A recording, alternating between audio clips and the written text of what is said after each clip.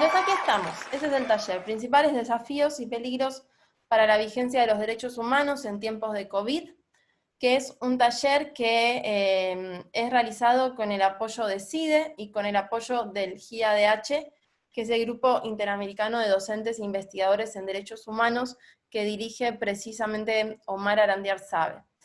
Entonces, les decía que lo que hemos estado viendo ayer es una caja de herramientas. Esas son las herramientas. Lo planteamos como una caja de herramientas, ¿por qué? Primero porque lo que vamos a hacer es presentarlo de una manera general, que es adaptable a cada contexto específico. No es lo mismo la situación de la pandemia en Panamá que en Ecuador, que en Bolivia, que en Argentina, que en una ciudad grande, que en una gran urbe, que en una zona rural. Las situaciones son totalmente distintas. Entonces, el enfoque que nosotros aplicamos y que estamos proponiendo en este taller es el del análisis de contexto. Es decir, que cada herramienta es flexible y tiene que ser aplicada según las condiciones particulares del problema que estamos abordando. Entonces, fíjense que acá ya tenemos dos puntos clave. Por un lado, el contexto, ¿sí? El contexto es lo que tenemos que reconstruir.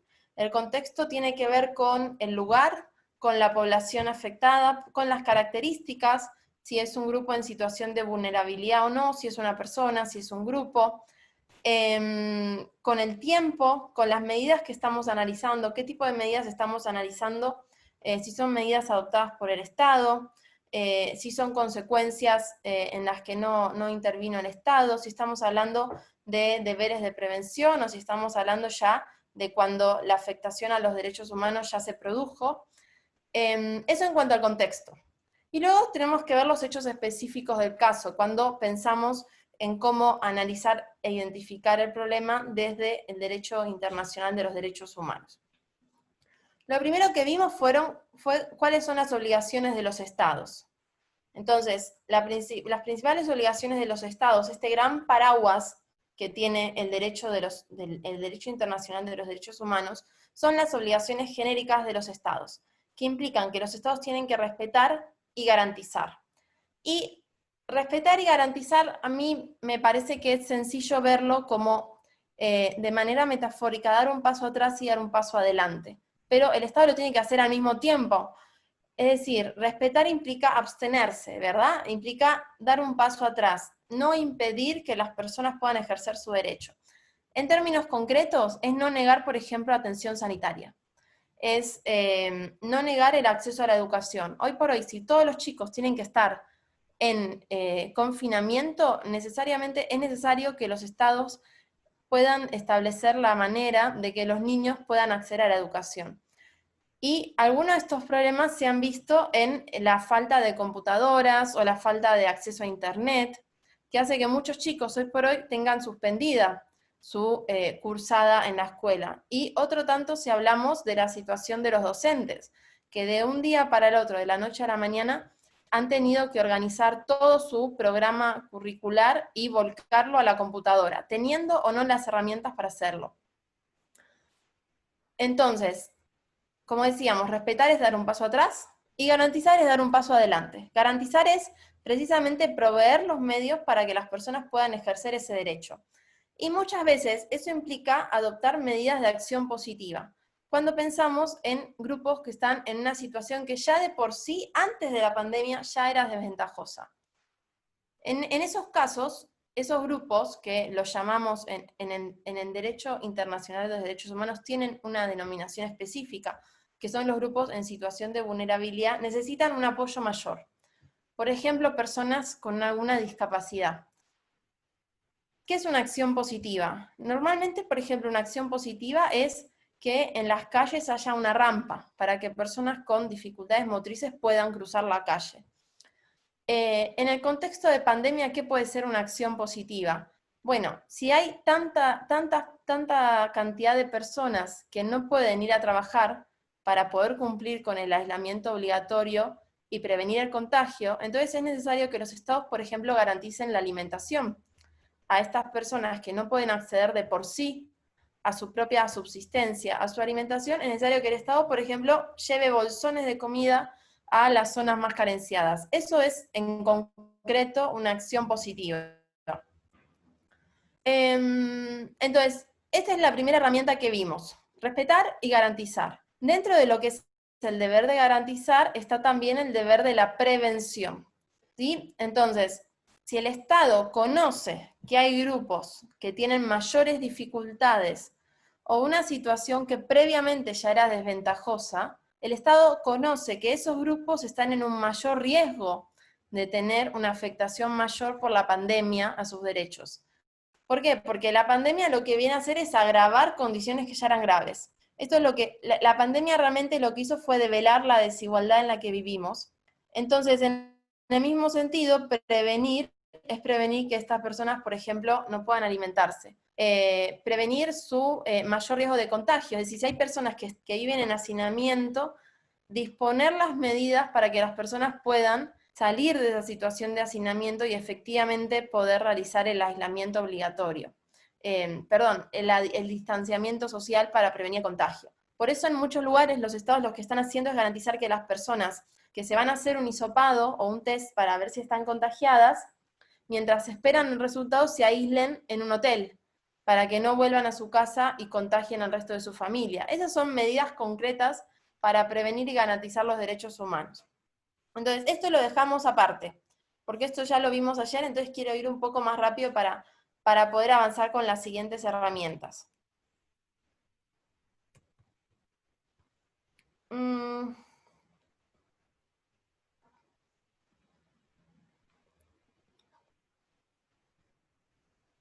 Fíjense, estas son las herramientas que vimos en la primera parte, estas son las primeras herramientas, entonces tenemos obligaciones de respeto y de garantía a cargo de los estados, respetar y garantizar. Acuérdense que esto es como un combo. El Estado tiene que respetar, por ejemplo, no impedir la atención sanitaria, es decir, los estados no pueden rechazar a las personas, pero claro, en la realidad, digamos, este es un deber, pero en la realidad lo que está ocurriendo, lo que vemos es que los estados tienen a los hospitales colapsados. Ese es el gran problema de esta situación, que estos deberes tenemos que adaptarlos y pensarlos en la realidad. Acá lo que ha fallado es claramente la asignación presupuestaria adecuada para los sistemas de salud, pero ya sabemos que los sistemas de salud de nuestros estados latinoamericanos son deficientes. Otra herramienta, las acciones positivas, que va de la mano del deber de garantizar. Ejemplo, brindar bolsones de comida a las personas que están perdiendo empleos o que no pueden ir a trabajar. Porque una gran parte de la población en todos nuestros estados vive de un trabajo informal, o de un trabajo independiente, o de un jornal. Entonces, muchos inclusive no pueden quedarse confinados en sus casas porque necesitan trabajar. Luego está la herramienta de garantizar derechos sin discriminación, y esto va de la mano de lo anterior, grupos en situación de vulnerabilidad, que es la quinta herramienta. Tener en cuenta que para garantizar un trato igualitario, que es un deber principal de los estados tienen que tener en cuenta que las personas parten de distintos puntos de partida. Entonces, las medidas no pueden ser las mismas. Hay que tener en cuenta cuáles son las dificultades preexistentes que tienen las personas, por ejemplo, las personas con discapacidad, los adultos mayores, los niños, las personas en situación de pobreza, y cómo la pandemia los afecta de una manera particular. Ese es el análisis que vamos a hacer desde el derecho internacional de los derechos humanos. Luego vimos que existen dos sistemas internacionales de protección de los derechos humanos. Entonces tenemos por un lado el sistema de Naciones Unidas y por otro lado el sistema interamericano. Normalmente lo que haríamos sería ver cómo es el procedimiento para acceder a estos dos sistemas, pero hoy eso no nos sirve porque el problema es actual. Entonces, los sistemas, es decir, el Naciones Unidas y el sistema interamericano, además de tener un procedimiento contencioso que permite llevar casos como si fuesen juzgados, pero a nivel internacional, también tienen todo un bagaje de estándares y de normas, de instrumentos que son aplicables a nivel interno. Y no solamente son aplicables, sino que su aplicación es obligatoria, porque en nuestros países la jurisprudencia y la normativa que deriva de los instrumentos internacionales de derechos humanos es vinculante y además tiene jerarquía constitucional. Es decir, que tiene la mayor jerarquía. Esto implica que la mayor jerarquía la tiene no solamente el tratado, por ejemplo, la Convención Americana de Derechos Humanos, sino también la jurisprudencia. De qué manera los órganos que monitorean estos tratados, que monitorean el cumplimiento, interpretan el alcance de estos tratados. Entonces, lo que vimos es que en Naciones Unidas tenemos estos 9 tratados principales, y lo que, por supuesto que no los podemos ver en este momento a cada uno de estos tratados, pero sí tengan en cuenta que cada uno de ellos, además de tener jerarquía constitucional, en Ecuador, en Bolivia, en Argentina, además tienen normas especiales que pueden ser bien pertinentes para abordar los problemas que surgen de la pandemia. Y de todas maneras sí mencionamos, por ejemplo, uno de los más importantes en este tema, que es el PIDESC, que es el Pacto Internacional de Derechos Económicos, Sociales y Culturales. Entonces, por ejemplo, mencionamos estos artículos que figuran en la pantalla. Fíjense, por ejemplo, el artículo 7 que establece el derecho al trabajo, y establece que los estados, parte en el presente pacto, reconocen el derecho de toda persona al goce de condiciones de trabajo equitativas y satisfactorias que le aseguren, en especial, esta es la parte importante, la seguridad y la higiene en el trabajo. Entonces, ¿por qué estamos viendo esto? Bueno, porque ustedes, desde su desempeño como operadores jurídicos, ya sea como abogados litigantes, como funcionarios judiciales, fiscales, asesores, asesores en el Parlamento, en el Poder Ejecutivo, en políticas públicas, abogados de empresas, van a poder tener en cuenta a partir de estos tratados cuál es el alcance que tiene cada derecho a la luz de la situación, de la coyuntura que genera la pandemia. Entonces, por ejemplo, todas estas cuestiones que se están planteando sobre cómo va a ser la vuelta a las oficinas, ya sea vuelta a la oficina o que la casa del trabajador se convierta en su oficina, implica tener en cuenta que este tratado, por ejemplo, garantiza que se reconozca la seguridad y la higiene en el trabajo. Eso en términos generales, y cuando lo aplicamos a la pandemia, tenemos que pensar qué significa la seguridad en el contexto de pandemia en el trabajo. ¿Seguridad qué significará? Que se mantengan los escritorios a 1,8 metros de distancia, que haya a disposición de los trabajadores mascarillas, alcohol en gel, que no sean utilizadas los mismos espacios por distintos trabajadores. Bueno, eso es un desarrollo que tenemos que ir haciendo, pero esto nos puede servir como base para enmarcar los derechos que ahora cada vez más vemos como cada vez más derechos están en juego con la pandemia. Otro artículo relevante, por ejemplo, el derecho a condiciones de vida adecuados. Los estados parte en el presente pacto reconocen el derecho de toda persona a un nivel de vida adecuado para sí y su familia, incluso la alimentación, el vestido y la vivienda adecuada. El artículo 12, derecho a la salud. Los estados parte en el presente pacto reconocen el derecho de toda persona al disfrute del más alto nivel posible de salud física y mental.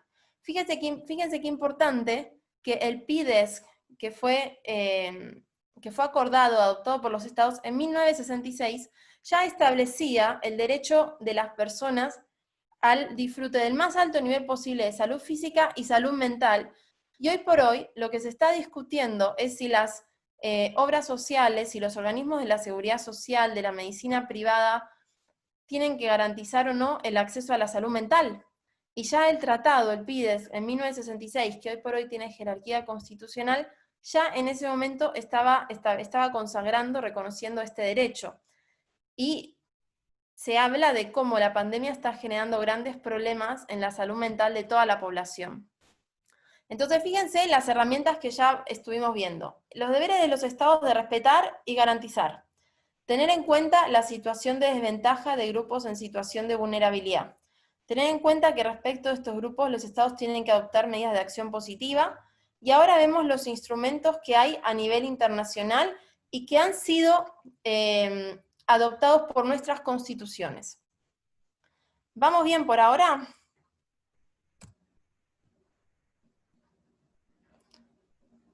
Asumo que sí. Luego lo que vimos, además, son las observaciones o comunicaciones generales de los comités de Naciones Unidas. Recuerden que hace unos minutitos vimos que Naciones Unidas tiene 9 tratados principales. Ojo, tiene más tratados, tiene declaraciones, pero esos son los principales tratados.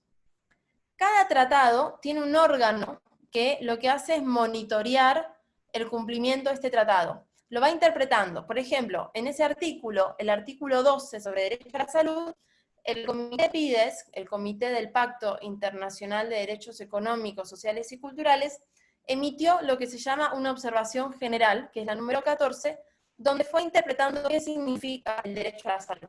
Porque claro, el tratado establece de manera general el derecho a la salud, pero ¿qué significa? ¿Cuáles son las prestaciones obligatorias mínimas que tienen que garantizar los estados? Los estados tienen que garantizar, por ejemplo, cirugías de emergencia, o no. Bueno, claramente sí, pero quiero decir, la pregunta es retórica. Los estados tienen que garantizar cirugías estéticas. Bueno, estas son discusiones que se dan sobre el alcance del derecho y que son avanzadas, desarrolladas en estas observaciones.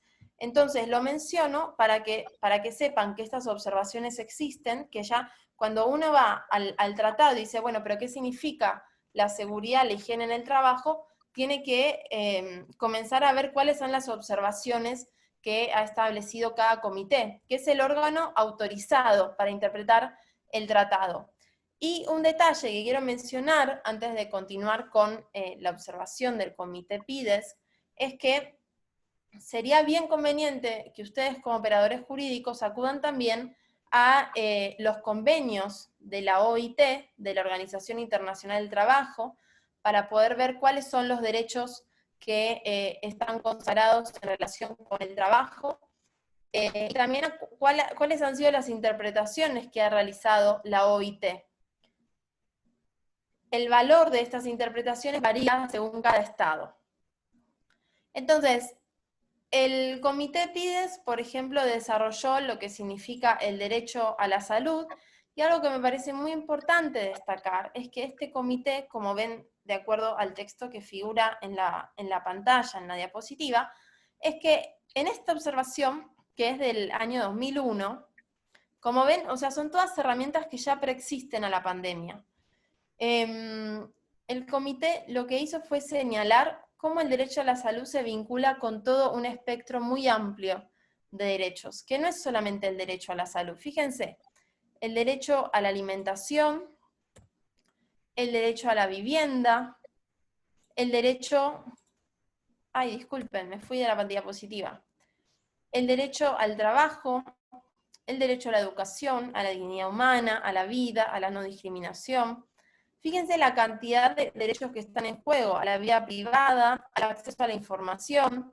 Hoy por hoy muchas cosas se juegan con el acceso a la información sobre las medidas que van adoptando los estados para prevenir y combatir la pandemia, la información sobre los recursos que hay, la cantidad de test disponibles que hay, de plasma que está disponible para hacer los tratamientos que por el momento existen.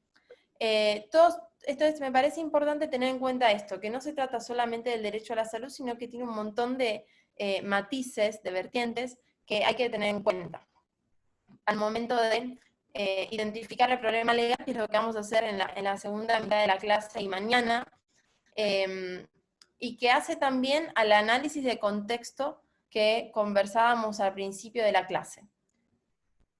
Bueno, todo esto lo estuvimos viendo ayer, por eso estoy yendo un poquito rápido, para que podamos ver lo que correspondía al día de hoy.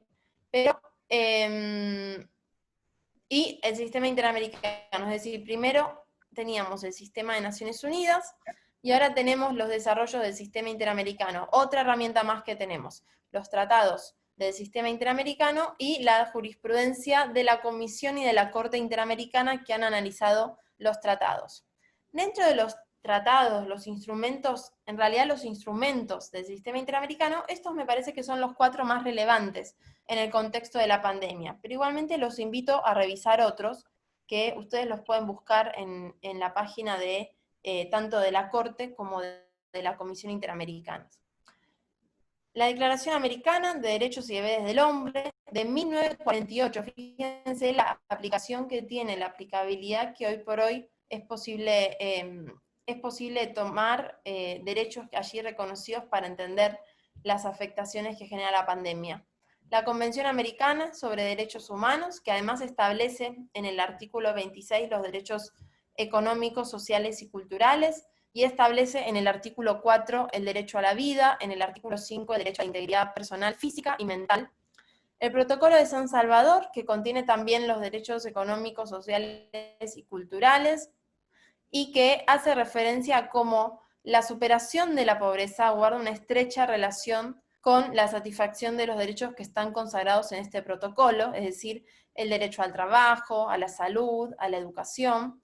Y finalmente, un tratado que es nuevo, que entró en vigencia en el año 2017 y que creo que cobra la mayor relevancia en estas circunstancias, que es la Convención Interamericana sobre la Protección de los Derechos Humanos de las Personas Adultas Mayores.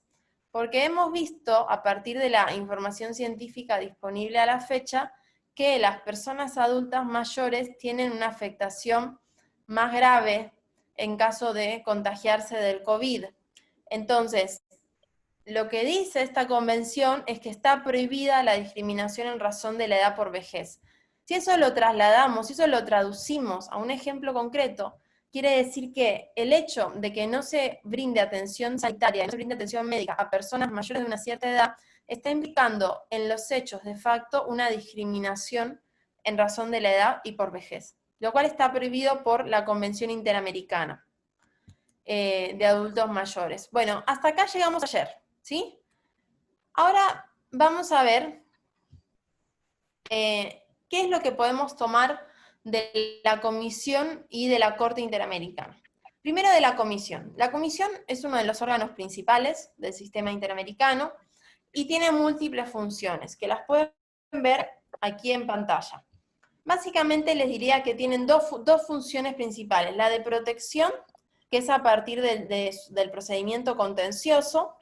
El procedimiento contencioso funciona de una manera muy similar a cómo funciona un procedimiento contencioso interno.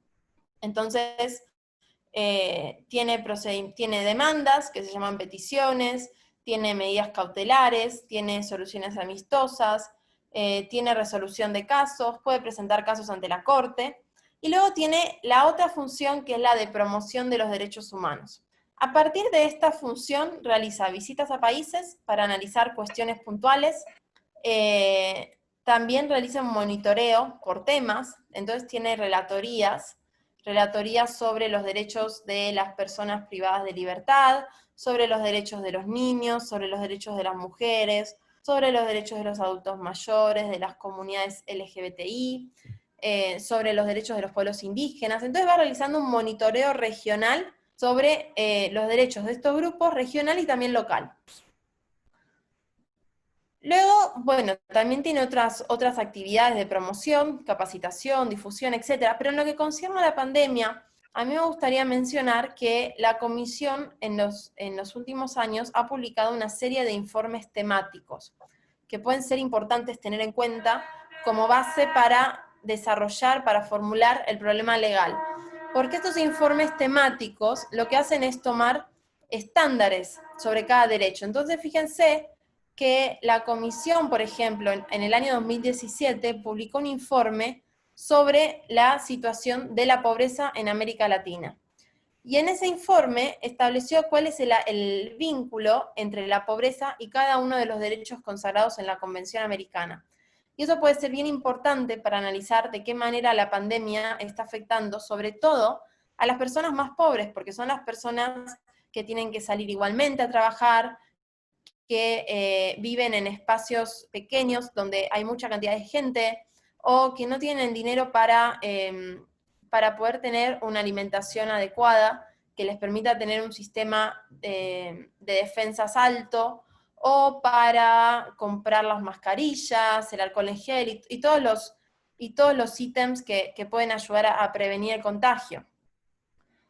Otro de los puntos que puede ser interesante y bastante útil tomar de la comisión son los estándares que surgen de las peticiones y de los distintos informes que va resolviendo la comisión.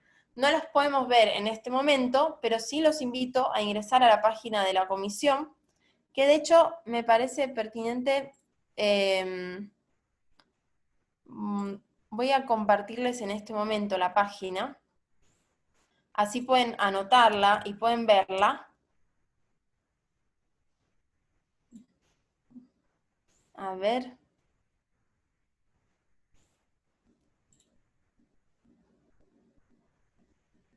Fíjense, esta es la página de la comisión, oas.org/es/CIDH.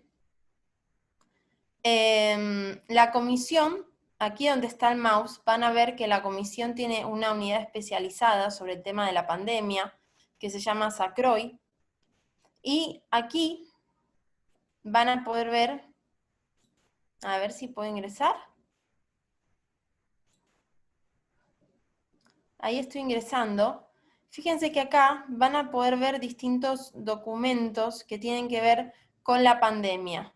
Aquí está la resolución que emitió la Comisión Interamericana.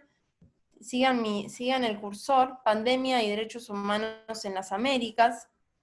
Aquí tienen todos comunicados de prensa de la Comisión Interamericana donde indicó cuáles son las principales afectaciones de cada grupo, a medida que, digamos que esto la comisión lo ha hecho sobre la marcha, y en documentos van a poder ver los informes temáticos que les mencionaba, que pueden tener estándares relevantes para poder formular el problema legal, que es la tarea que vamos a realizar ya en la segunda mitad de la clase, mañana y el jueves. Fíjense, lo primero es la resolución de pandemia de derechos humanos en las Américas, luego está el tema de empresas y derechos humanos. Hace un ratito hablábamos del derecho al trabajo y de cómo las empresas van a tener que adecuar el desarrollo del trabajo a la situación de pandemia. Igualdad y no discriminación, recuerden la herramienta de grupos en situación de vulnerabilidad. Políticas públicas con enfoque de derechos humanos. Protesta y derechos humanos, donde se pueden encontrar estándares vinculados a la restricción también a la movilidad, a la circulación de las personas. Acá está el informe que les mencionaba de pobreza y derechos humanos. Bueno, eso en cuanto a la comisión. Ahora continuamos con nuestra presentación y vamos a la Corte. La Corte Interamericana es otro órgano del sistema interamericano. La Corte tiene un procedimiento contencioso que es tal vez su actividad principal, es decir, que la Corte resuelve los casos que llegan por parte de la Comisión. Y bueno, en este momento no vamos a ver todas las características de la Corte porque no es momento para pensar en llevar un caso ante el sistema interamericano, sino que este taller lo que busca es identificar herramientas que permitan abordar en este momento la pandemia desde una perspectiva legal y científica. En un tiempo posterior tal vez podamos pensar en cuáles son las características que tiene que tener esa identificación y abordaje del problema legal para pensar a largo plazo en cómo llegar al sistema interamericano, pero no es el objeto de este taller. Entonces, lo que sí vamos a ver son cuáles son los estándares que ha desarrollado la Corte Interamericana en otros casos ya resueltos previamente, donde la Corte analizó puntualmente el derecho a la salud.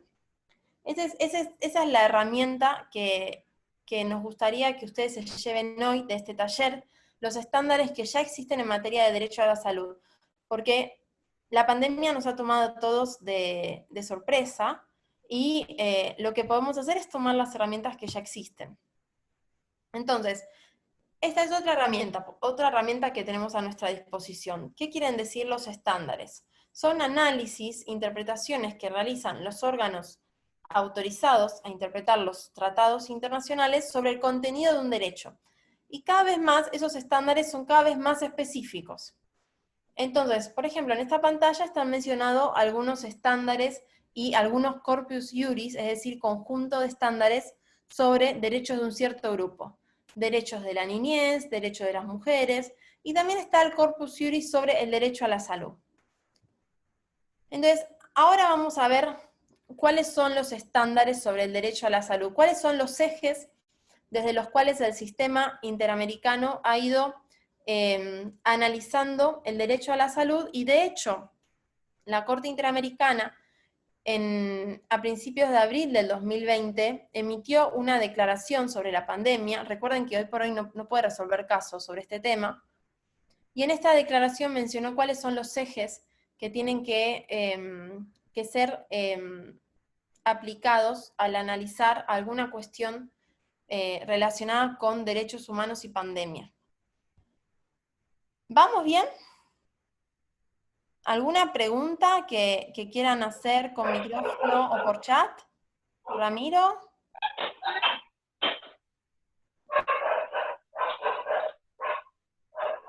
Si quieren hacer alguna pregunta, tal vez este es el momento, antes de comenzar con los estándares. Sí, buenas noches, estimada Celeste y compañeros. ¿Qué Un tal? gusto poder participar de este conversatorio. Sobre todas estas debilidades que se está identificando que puede existir en los países al afrontar esta realidad del COVID, y la Corte Internacional de Derechos Humanos, al hacer su inspección o al hacer su informe sobre lo que está pasando y no se está cubriendo con ciertas garantías fundamentales, ciertos derechos fundamentales, ¿cuál sería la acción a tomar por ellos para que se corrija esto? Porque si bien es sabido, o sea, está quedando mucha gente indefensa, sin trabajo, no hay cobertura completa de salud, hay una falencia tremenda en todos los estados, o bueno, de lo que conocemos acá a través de las noticias de nuestro país. ¿Cómo actúa ahí la Corte y qué medidas toma para que se corrija esto que está pasando? Puede ser en Ecuador o en los diferentes países donde ocurre este tipo de situaciones. Muchas gracias, Celeste. Bueno, muchas gracias, Cristian, porque su pregunta me parece clave y nos permite avanzar en el tema de estas herramientas. Claro, vemos todas las herramientas y nos preguntamos exactamente lo que usted acaba de decir, cuál es el papel que tiene la Corte y la Comisión en esta situación. Y naturalmente el sistema interamericano es un sistema subsidiario. Es decir, que el sistema interamericano puede activarse una vez que todos los mecanismos internos, todos los mecanismos nacionales se activaron y no funcionaron, o no se activaron directamente. Es decir, que la primera actuación es del Estado, no es de la Corte ni de la Comisión. Por eso les decía que en este momento es muy difícil pensar en de qué manera la Corte y la Comisión pueden adoptar medidas, porque para que la Corte y la Comisión puedan adoptar medidas es necesario, primeramente, que los estados ya hayan adoptado medidas y estas medidas no hayan funcionado. Digamos, en un sentido muy coloquial, lo que ocurre entre los estados y el sistema interamericano es que, primero, los estados tienen la posibilidad de resolver a puertas cerradas el problema. Es decir, los trapitos sucios se limpian primero en la casa. Cuando eso no es posible, recién ahí se puede activar el sistema interamericano. Entonces, en esta situación, para que se pudiera activar el procedimiento contencioso de la comisión y recién después podría llegar a la Corte, se tendrían que agotar todos los recursos judiciales internos. Esto es, presentar un amparo, que el amparo sea rechazado o no sea admitido, apelar, llegar a segunda instancia, llegar al Tribunal Superior, de acuerdo al sistema judicial de cada país, ya sea Tribunal Constitucional o Corte Suprema.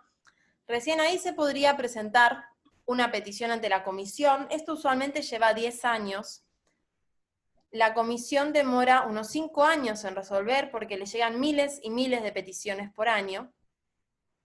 Y recién ahí el caso podría llegar a la Corte. O sea, cada sentencia que resuelve la Corte tiene 20 años, 15 años, 10 años antes de litigio. Por eso, a mí me parece que es muy importante tomar los desarrollos que ya hicieron la Comisión y la Corte en otros casos previos, donde analizaron, por ejemplo, el derecho a la salud, o cuáles son los deberes de los estados respecto del derecho a la salud, para aplicarlos en esta coyuntura. A mí me parece que eso es sumamente valioso, y es una de las cosas que vamos a ver a continuación. Vamos a ver estos estándares que, claro, estos estándares son generales y tienen que ser aplicados al caso específico, y vamos a ver cuál es la función de los operadores jurídicos. Al fin y al cabo, ese es el objetivo de este taller, que ustedes puedan conocer distintas herramientas que ustedes como operadores jurídicos tienen, ya sea que se dediquen al litigio privado, al asesoramiento, que trabajen en el Parlamento, en el Poder Ejecutivo, en el Poder Judicial, y que todas estas herramientas ustedes las tienen en su poder para aplicarlas. Con lo cual, las principales herramientas las tienen ustedes y están en el ámbito interno. Las tomamos del sistema interamericano, pero en este momento el sistema interamericano no puede pronunciarse sobre casos. Entonces, ¿cuáles son estos estándares que ya ha desarrollado la Corte Interamericana? Fíjense. Vamos a ver 3 o 4 diapositivas sobre este tema, así que les pido por favor que presten atención. Están en estas 4 diapositivas los estándares enumerados. Lo primero es el fundamento normativo. ¿Dónde está consagrado el derecho a la salud? Y hago una aclaración. Nosotros estamos viendo el derecho a la salud porque consideramos que es lo más prioritario en esta situación. Pero claro, también tendríamos que ver cuál es el alcance del derecho al trabajo, cuál es el alcance del derecho a la protesta social, a la circulación interna y externa, porque también hay muchas personas migrantes que están varadas por el mundo, pero el taller no nos permite ver todos esos derechos, sí nos permite ver las herramientas, y en todo caso ustedes pueden ir luego a ver los tratados, la jurisprudencia, las observaciones generales, pero sí vamos a ver lo que nos parece más urgente, que es ver cuál es el alcance del contenido, cuál es el alcance del derecho a la salud. Entonces, lo primero es el fundamento normativo. El derecho a la salud está incluido en el artículo 26 de la Convención Americana de Derechos Humanos, que recordemos que tiene jerarquía constitucional en nuestros países. La Corte Interamericana tuvo la oportunidad de analizar el derecho a la salud en 2 casos. En el caso Cusculpi y Baral contra Guatemala y en el caso Poblete Vilches contra Chile. Ven que estos 2 casos son recientes, son del 2018, porque el derecho a la salud es un derecho que la Corte solo recientemente ha podido analizarlo de manera autónoma. Tradicionalmente siempre lo analizó en relación con el derecho a la integridad física y corporal, que en los casos del sistema interamericano se ha analizado respecto de casos de tortura, de situaciones de masacres, de desapariciones forzadas, y en conexión se ha mencionado el derecho a la salud. Pero es recién en los últimos años que la Corte lo ha analizado desde esta perspectiva más bien social. ¿Y qué es lo que ha dicho? Ha dicho cuál es el contenido. El derecho a la salud es el derecho de toda persona, y cuando la Corte dice toda persona, significa toda persona sin discriminación, de su nacionalidad, de su estatus migratorio, de su condición económica, de su edad, es decir, no se puede discriminar a adultos mayores, a niños, del sexo, de toda persona a gozar del más alto nivel de bienestar físico, mental y social.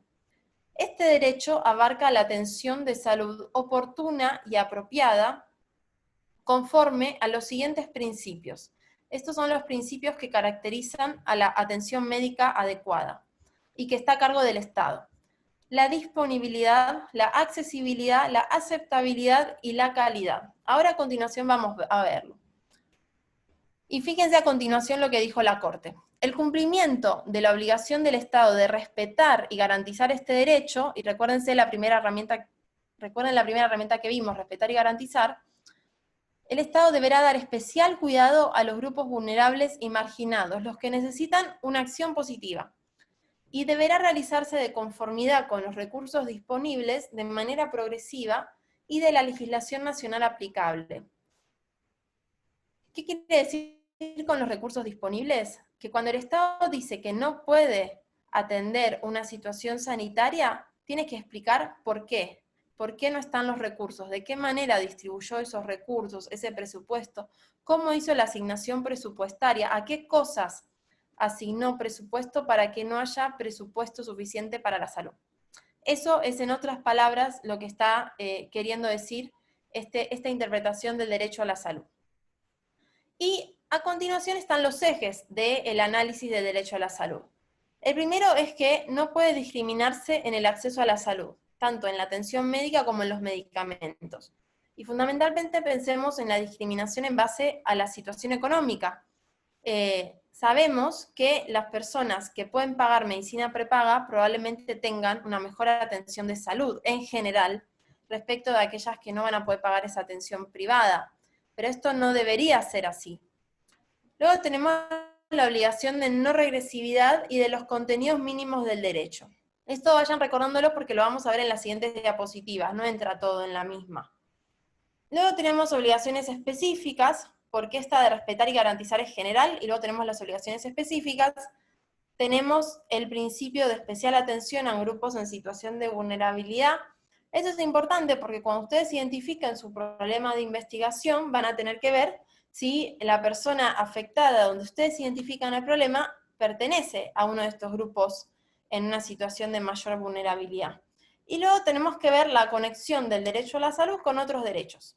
Al agua, a la alimentación, al acceso a la información, al derecho a vivir una vida libre de violencia. ¿Por qué? Por ejemplo, la situación, la medida obligatoria de confinamiento que están adoptando muchos estados para evitar el contagio, tiene una consecuencia negativa en mujeres que son víctimas de violencia, porque esas mujeres son víctimas de violencia en sus casas, y entonces a un riesgo permanente de ser víctima de violencia. Entonces fíjense que ahí ya se está previniendo el contagio, pero se está afectando la salud y hasta la vida de estas personas. Entonces, fíjense todos los aspectos que conlleva la pandemia en relación a los derechos humanos. Es decir, yo no estoy diciendo que el confinamiento esté mal, sino que estoy diciendo que cuando vemos las afectaciones que genera, hay que ver el panorama completo. También otros derechos como el trabajo, porque el confinamiento ha hecho que muchísimas personas no puedan trabajar y muchísimas personas que emplean a otras personas, como no pueden trabajar, tienen que despedir. Entonces, mucha gente se está quedando sin trabajo por el confinamiento obligatorio. Ahora, si no hubiera confinamiento, también estaría en riesgo su salud. O sea, es bastante compleja. Es bastante complejo el análisis de esta situación. Entonces vamos a ver el primer eje, recuerden, no discriminación en el acceso a la salud. ¿Qué quiere decir? Que los estados no pueden discriminar ni hacer distinciones de ningún tipo, acuérdense de los factores, edad, sexo, nacionalidad, condición económica, con respecto a los servicios que actualmente brindan para combatir la pandemia. No pueden discriminar en razón de la edad, por ejemplo, adultos mayores, en razón de la posición económica. Y esto me parece importante tenerlo presente porque en muchos casos hubo noticias de situaciones de ancianos que los hospitales no los han querido recibir porque hay una orden de no recibir a personas mayores de cierta edad. Bueno, esto claramente es incompatible con los derechos humanos. Después, no discriminación significa también acciones positivas respecto de grupos que históricamente han sufrido una desventaja, o sea que la pandemia viene a agravar esa desventaja. Y los grupos con afectación mayor, personas con enfermedades previas, mujeres, niñas, personas migrantes, personas refugiadas, porque claro, las personas migrantes refugiadas no tienen nada, muchas veces ni siquiera el estatus migratorio. Entonces, vemos en Estados Unidos que la ley migratoria está para ser denunciadas y deportadas con los síntomas del COVID, no han ido a pedir atención médica por esta situación y muchas han fallecido. Personas de escasos recursos, cuando la atención es privada, los casos los podemos pensar respecto de Estados Unidos, me parece que son los ejemplos más claros. La situación de los pueblos indígenas, de personas mayores, de personas privadas de la libertad, y personas migrantes también retenidas, porque están en una situación de absoluto hacinamiento. Claro, estas personas están detenidas en situaciones de hacinamiento, ya sabemos cómo son las cárceles, y el riesgo de contagio, digamos que es una bomba de tiempo en esos espacios. Personas en situación de calle, absolutamente, personas que viven del trabajo informal, es el ejemplo que mencionábamos recién, ¿no? Personas que igualmente tienen que salir a trabajar, o personas que ya han perdido el trabajo y están confinadas. Esto es lo que significa pensar la no discriminación, digamos que todo esto es lo que nos permite reconstruir el contexto de la pandemia. Luego tenemos las obligaciones específicas, y estas son las características que tenemos que evaluar si se cumplen o no en cada caso, para ver cuál es el grado de afectación al derecho a la salud. Calidad, ese es el primer eje. Se debe contar con la infraestructura adecuada y necesaria para satisfacer las necesidades básicas y urgentes. Esto incluye cualquier tipo de herramienta o soporte vital, como por ejemplo respiradores, así como también disponer de recurso humano calificado para responder ante urgencias médicas. ¿Qué quiere decir esto? En los hechos, esto quiere decir, por ejemplo, que los estados tienen que garantizar que haya médicos, que haya enfermeras, que haya profesionales de la salud que puedan atender esta situación. Claro, los estados se están viendo colapsados y especialmente en muchas regiones, en muchas situaciones, los médicos son los que ahora están siendo contagiados desde el inicio, al estar en la primera línea de batalla contra el COVID, y no hay médicos en cantidad suficiente. Además de que muchísimos médicos han perdido la vida por esta situación. Entonces, los estados, de acuerdo a la atención de calidad, deben garantizar igualmente que haya médicos. Esto puede implicar salir a contratar nuevos médicos y garantizar que cuenten con los equipos de protección para que puedan ejercer su trabajo. Accesibilidad es el segundo eje. Esto quiere decir que los establecimientos, los hospitales, las clínicas, los establecimientos sanitarios, los bienes y los servicios de emergencias de salud deben ser accesibles a todas las personas. ¿Sí? No se puede discriminar acá por razones económicas, por ejemplo. Y eso también incluye la dimensión del acceso a la información. Una de las situaciones que está generando desde el inicio de la pandemia mayor angustia en todas las personas es la falta de información sobre lo que está ocurriendo. Y los estados tienen el deber de transparentar la información, los recursos que hay, los mecanismos, cuáles son los protocolos de atención, qué es lo que debemos hacer ante la aparición de un síntoma, cuáles son las medidas que tenemos que tomar para prevenir la aparición de los síntomas. El tercer eje es la disponibilidad. Esto quiere decir, y en relación con el primero, la calidad, que se debe contar con un número suficiente de establecimientos, de bienes y de servicios públicos de salud, así como de programas integrales de salud. El cuarto es la aceptabilidad. Entonces, a medida que vamos viendo estos ejes, piensen ustedes en los hechos en concreto, en qué se traduce todo esto. Es decir, que estos estándares tienen que ser traducidos en situaciones concretas, sobre qué es el derecho a la salud. Y la aceptabilidad es que los establecimientos y servicios de salud deberán respetar la ética médica y los criterios culturalmente apropiados. El paciente debe ser informado sobre su diagnóstico y tratamiento y frente a ello respetar su voluntad. Y fíjense qué complicado en este momento es poder garantizar esto frente a una enfermedad tan perversa como el COVID, que hace que la persona enferma sea aislada de su familia. Es decir, que ya los familiares no pueden tomar decisiones, no pueden ser informados de cómo avanza la situación, porque en muchos casos ni siquiera les permiten ingresar al hospital, por supuesto ver al paciente. Entonces, todos esos estándares hay que trasladarlos a la situación de pandemia y ver cómo se moldean. No es nada fácil este ejercicio. Pero bueno, ese es el desafío que tenemos como operadores jurídicos.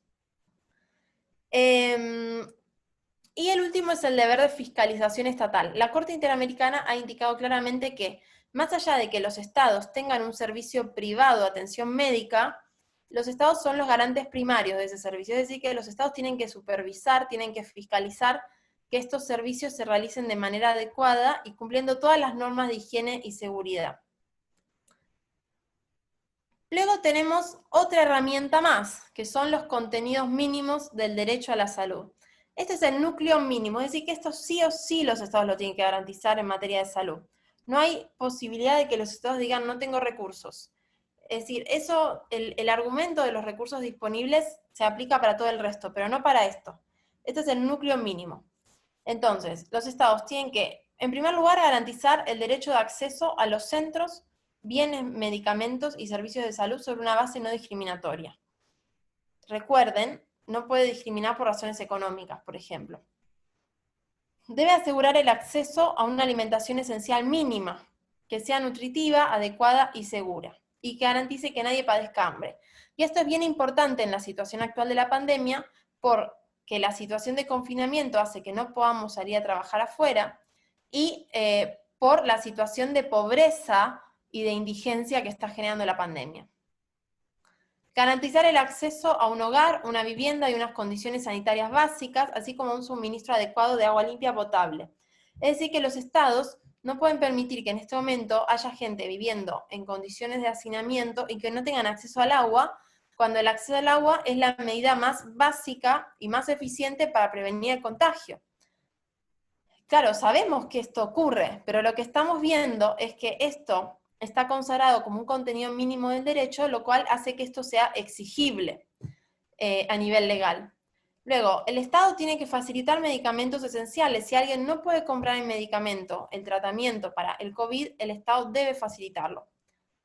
Debe adoptar y aplicar sobre las bases de las pruebas epidemiológicas una estrategia y un plan de acción contra el COVID. Debe velar por la atención de la salud materna, es decir, prenatal, postnatal. Esto es bien importante, la situación de las mujeres embarazadas y la salud infantil. Proporcionar inmunización contra las principales enfermedades infecciosas que tienen lugar en la comunidad, y esto se relaciona con la discusión que se está dando a nivel internacional sobre si, en el caso de que aparezca la vacuna, si esta vacuna va a ser de acceso libre y gratuito, y si no, cuánto va a ser el costo, si los estados la van a proporcionar. Fíjense que esto es el contenido mínimo del derecho a la salud, pero claro, esto está en la arena de la discusión sobre el derecho a la salud, no está nada dicho sobre este tema. Luego, los estados tienen que impartir educación y proporcionar acceso a la información relativa a los principales problemas de salud en la comunidad. Esto quiere decir que los estados tienen que informar adecuadamente sobre, 1, cuál es la información científica disponible a la fecha sobre la pandemia y cómo prevenirla, y 2, y cómo se tienen que utilizar los ítems de prevención adecuadamente. Fíjense todas las idas y venidas que ha habido sobre el uso de mascarillas, sobre medicamentos para prevenir o no el contagio. Los estados tienen la obligación de proporcionar este tipo de información. Y finalmente, proporcionar capacitación adecuada al personal del sector de la salud. Eso es bien importante, que los estados hoy por hoy estén capacitando a los profesionales de salud sobre, bueno, la información científica disponible a la fecha sobre la pandemia. Entonces, hasta acá vimos contenidos mínimos del derecho a la salud, mencionamos que hay otros derechos involucrados, no los vamos a ver ahora, pero sí es importante tener en cuenta que son como tentáculos del derecho a la salud. El acceso al agua potable, porque sin agua potable no es posible lavarse las manos, higienizarse, lavar los alimentos. Acceso a la información, sin información no es posible saber cómo podemos prevenir el COVID, ni cuál es la situación de la pandemia en nuestras comunidades. El derecho a vivir una vida libre de violencia, porque el confinamiento está acrecentando la situación de violencia familiar, de violencia de género, de violencia contra adultos mayores. El derecho a solicitar asilo, piensen en la cantidad de personas migrantes que quedaron varadas cuando se cerraron de un día para el otro las fronteras, en todos los migrantes que estaban subiendo hacia el norte, hacia Estados Unidos y Canadá, y quedaron varados en los países de Centroamérica, en Panamá, en Colombia, inclusive en Ecuador, en Costa Rica, en Nicaragua, y muchos de ellos, como vienen de situaciones de guerra, como muchos son desplazados, estaban solicitando asilo, pero también se cerró el procedimiento de solicitud de asilo. Luego también cómo afecta la pandemia al trabajo, que es algo que ya lo vimos. Por eso la Corte Interamericana van a poder revisar en internet la resolución 120, por favor tomen nota de esta resolución. En esa resolución, la Corte indicó que los estados deben velar por la preservación de las fuentes de trabajo, deben respetar los derechos laborales de todos los trabajadores y de las trabajadoras, deben impulsar medidas para mitigar el posible impacto sobre las fuentes de trabajo y los ingresos de los trabajadores y trabajadoras, deben asegurar el ingreso necesario para la subsistencia en condiciones de dignidad, y deben procurar mecanismos para atender la provisión básica de alimentos y de medicamentos. Estos son los principales aspectos que aparecen en conexidad con el derecho a la salud. Yo no me quiero extender mucho más, porque es importante que puedan trabajar la segunda parte de este taller, que es la parte metodológica, con Omar. Pero sí, lo que les quiero decir me quiero referir a la última herramienta que vamos a ver hoy, que es el control de convencionalidad y que tiene relación con la pregunta que hacía Cristian hace un ratito. ¿De qué manera estos estándares se pueden aplicar? Y es a partir del control de convencionalidad. ¿Qué quiere decir esto? Así como a nivel interno hay un control de constitucionalidad, el control de convencionalidad implica estudiar, evaluar la compatibilidad de las normas internas, las interpretaciones internas. Cuando digo internas me refiero a las que realiza cualquier funcionario público, es decir, del Poder Judicial, del Poder Ejecutivo, del Poder Legislativo, de cualquier rango. Por ejemplo, del Poder Ejecutivo, ya sea una persona que tiene un cargo administrativo, como una persona que tiene un cargo ministerial. Entonces, es el deber de evaluar si la medida interna que está siendo adoptada o la interpretación que se hace de una ley, de un reglamento, de un decreto, se adecua o no al contenido de los derechos según está establecido en los tratados internacionales. Por eso vimos cómo la Corte interpretó el derecho a la salud, porque esa interpretación es la que va a ser nuestra guía, nuestro faro, para poder interpretar el contenido del derecho a la salud a nivel interno, tanto el derecho a la salud que esté consagrado en la Constitución, como el derecho a la salud que esté consagrado en los reglamentos, en los protocolos, en las leyes internas. Entonces, esta es la manera en que ustedes pueden tomar todas estas herramientas y evaluar la convencionalidad de las decisiones, de las prácticas, de las interpretaciones internas. Fíjense qué importante que es, porque está en ustedes el gran potencial de hacer uso de todas estas herramientas que vimos. A ver, vamos a ir a nuestra caja de herramientas como la estuvimos llenando. Fíjense cómo estuvimos llenando ayer y hoy nuestra caja de herramientas. Tenemos instrumentos internacionales de derechos humanos que consagran distintos derechos. El derecho a la salud, entre otros. Tenemos que esos instrumentos tienen jerarquía constitucional, es decir, que tienen la mayor jerarquía. Tenemos el control de convencionalidad, es decir, que esos instrumentos tienen que ser aplicados a nivel interno, y también la interpretación que esos instrumentos realizaron los órganos, ya sea comités de Naciones Unidas, la Comisión, la Corte, van a guiar la interpretación que vamos a hacer de las normas internas. Esos órganos han desarrollado una serie de estándares sobre derecho a la salud que incluyen contenidos mínimos, también aplicables en el ámbito interno y de acuerdo a la especificidad local. Uno de los principios que surgen del derecho internacional de los derechos humanos es garantizar los derechos sin discriminación. Esto implica que al momento de atender la situación de la pandemia, tenemos que tener muy en cuenta la situación más afectada que tienen los grupos que están en situación de vulnerabilidad. Y que los estados frente a estos grupos tienen que adoptar medidas positivas. Y finalmente tenemos la conexión del derecho a la salud con otros derechos. Derecho a la vida, derecho al trabajo, derecho a la circulación, entre tantos otros derechos. Entonces, esas son las herramientas que estuvimos viendo. La idea es que estas herramientas que están planteadas en términos generales, que conforman nuestro gran paraguas de protección de los derechos humanos, puedan ser aplicadas en el contexto específico que ustedes puedan identificar. Es decir, cuando ustedes trabajen a continuación el problema de investigación, van a hacer un recorte de la realidad, van a identificar un problema concreto. A ese problema concreto, lo que nosotros esperamos es que ustedes puedan aplicar estas herramientas, esta caja de herramientas que proponemos con este taller. Así que con esto doy por concluida la parte del taller sobre derechos humanos, y les pregunto si tienen alguna duda o algún comentario que deseen hacer antes de que podamos darle la palabra a nuestro querido Omar. Este es el momento para que puedan hacer alguna pregunta o algún comentario para que después no quede un poco aislado. Así que les cedo la palabra a ustedes si ha quedado algo confuso, si están pensando en alguna otra herramienta que no fue mencionada.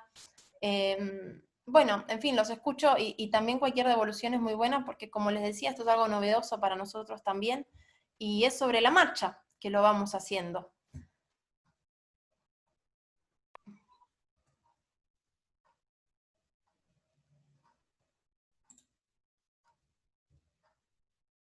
Hola Celeste, buenas tardes. ¿Qué tal, Ramiro? Compañeros, muy bien, mucho gusto saludarlos. Compañeros, buenas tardes. El artículo 47 de la Constitución del Ecuador habla de una atención prioritaria y preferente hacia las personas con discapacidad, ¿no? Pero te comento que específicamente ese grupo, sus derechos son vulnerados casi todos los días. Con decirte que en cada institución pública, ¿no? No hay un acceso, no hay escaleras, no hay ascensores, eh, y esa actitud, sobre todo de las personas, de los directores o de las personas encargadas, ese importismo, ¿no? Va afectando y hace de que cada persona que tiene una limitación física se vaya aislando, ¿no? Se vaya segregando y se quede encerrada en su hogar. Siempre hemos puesto algunas acciones, hemos querido sacar adelante eso, pero se lo ve como algo utópico, ¿no? Porque ven como si fuese un problema. Y ahora que escucho este coloquio, ¿no? Sobre todo la parte que tú te referías a eso, hago hincapié, ¿no? Porque está plasmado ahí, ¿no? Sobre todo, como te decía, la atención prioritaria y preferente, está plasmado en los acuerdos internacionales. Entonces, además de esto, ¿qué podemos hacer para que en verdad sean respetados nuestros derechos y no se lo tome, no se lo vea como una forma de mendicidad, ¿no? Como que estamos suplicando algo que nos corresponde casi al 10% de la población ecuatoriana, ¿no? Somos un grupo aparentemente minoritario, pero existen casi más de 1 millón de personas con discapacidad a nivel de país. Gracias, Celeste. Muchas gracias, Ramiro. Sí, es fundamental eso que usted menciona, ser conscientes de que estamos hablando de derechos, no de mendicidad. Entonces esto es muy importante tener presente que son derechos y que precisamente la situación de desigualdad, que no es voluntad de las personas que integran los grupos en situación de vulnerabilidad, a nadie le gusta estar en una situación de desventaja, pero eso obedece en buena parte a razones estructurales que justifican que los estados adopten medidas positivas respecto de estos grupos. Entonces no es mendicidad, sino que es un derecho. Eso es un trabajo muy importante que tenemos que hacer como abogados de, primero, ser conscientes de que es un derecho y segundo, de poder pregonar estos principios de los derechos humanos para que toda la sociedad y la comunidad tome conciencia de que no es mendicidad, sino que se trata de derechos. Coincido plenamente. Gracias, Celeste. Gracias. ¿Algún otro comentario, pregunta que quieran compartir antes de que Omar comience su presentación?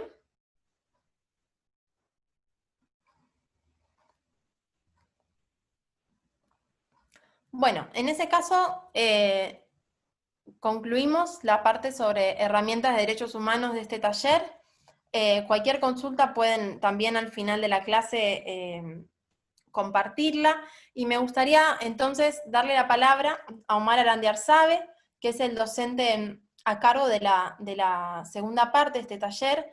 Omar es abogado por la Universidad Mayor de San Simón, nos está hablando desde la ciudad de Cochabamba, y él además es director del Grupo Interamericano de Docentes e Investigadores en Derechos Humanos, y es especialista en metodología de la investigación científica.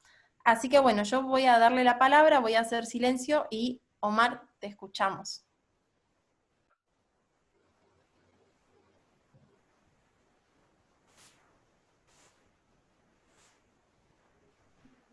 ¿Cómo están? Muy buenas noches. Espero que estén bien. Un saludo cordial a todos los asistentes el día de hoy. Un agradecimiento especial a todo el cuerpo académico y administrativo que se encuentra presente en nuestra querida institución CIDE. Un saludo a Celeste. Es un honor poder coadyuvar en esta noble labor, toda vez de que sin lugar a dudas, ha supuesto un desafío interinstitucional a fin de lograr acciones concretas en materia de los derechos humanos. con un propósito enteramente académico, en el cual pues nos vemos obligados a pensar desde el presente en generar esta sinergia entre la parte académica y la parte que viene a ser teórica en materia de los derechos humanos. En ese entendido es que como se explicó el día lunes, el día de ayer con la inauguración, el día lunes y martes básicamente consistían en una intencionalidad de brindar el soporte teórico. ¿Para qué? Para que se pueda construir problemas en un sentido académico.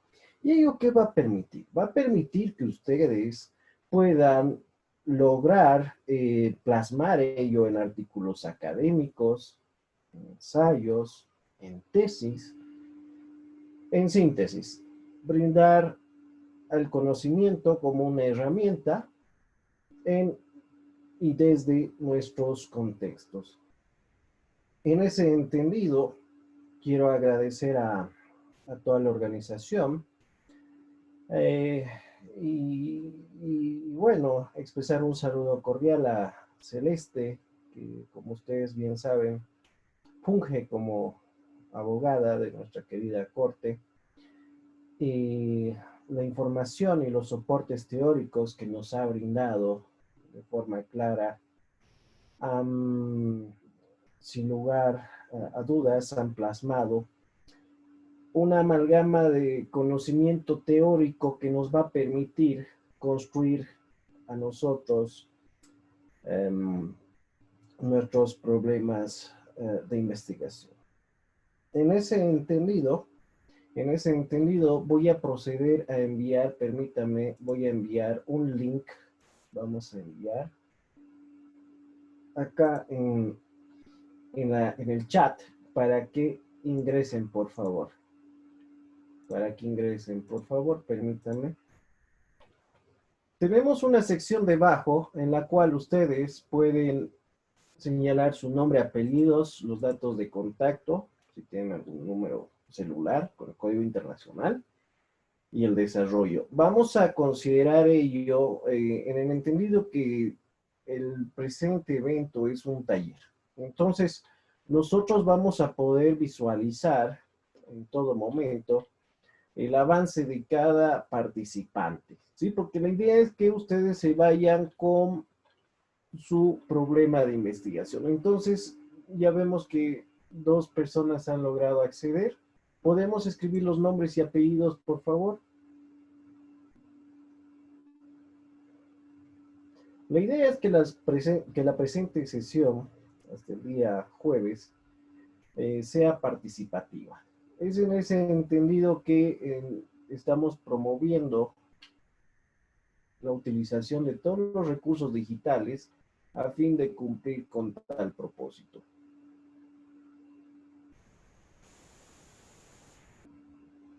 Muy bien. Escribimos, por favor, nuestros nombres y apellidos en cualquiera de los números. Sí, por favor.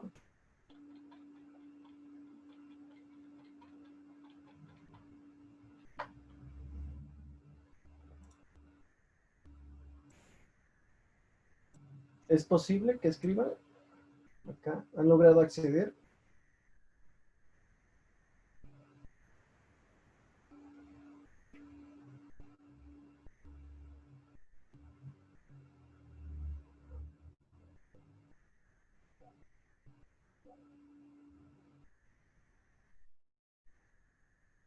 Acá, en la parte inferior, por favor. En la parte inferior bajamos, estimo que es la tercera página, segunda página, tercera página. Está con números, nombre, apellidos, datos de contacto y desarrollo. Muy bien, ya veo que están empezando a escribir. Perfecto. Muy bien.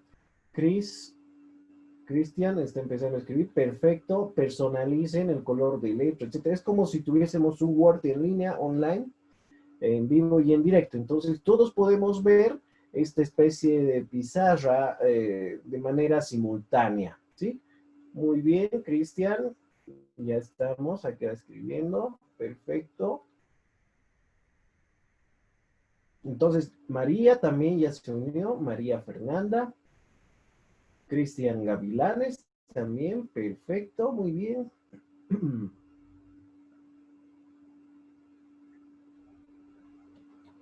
Silvia Bravo se encuentra presente, muy bien. Bueno, somos 15 participantes, entonces vamos a guardar a que todos estemos registrados acá.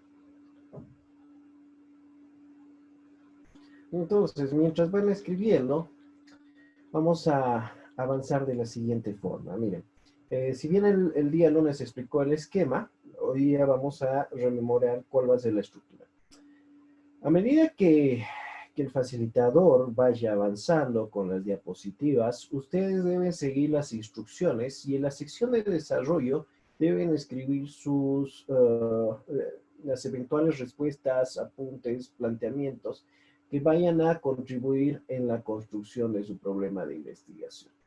Entonces, por eso mismo es que requerimos que cada participante consigne sus datos de nombre y apellidos, entre otros, a fin de saber que evidentemente ha existido una participación activa y también para considerar a fines de registro.